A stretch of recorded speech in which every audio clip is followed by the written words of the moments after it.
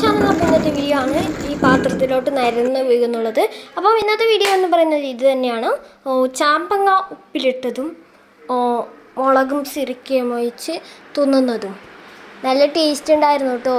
ഞാൻ ഉണ്ടായിട്ടില്ല, വീഡിയോ എടുക്കുമ്പോഴും ഇത് ഉപ്പിലിടുമ്പോഴൊക്കെ ഞാൻ ഉണ്ടായിട്ടുണ്ടായിരുന്നില്ല. ഞാൻ മദ്രസയിൽ പോയിട്ടുണ്ടായിരുന്നു കേട്ടോ. ആ സമയത്താണ് പരിപാടി ഒക്കെ നടന്നത്. അപ്പം ഇതാ ഞാൻ ഈ വീഡിയോ കണ്ടപ്പോഴാണ് അറിഞ്ഞത്.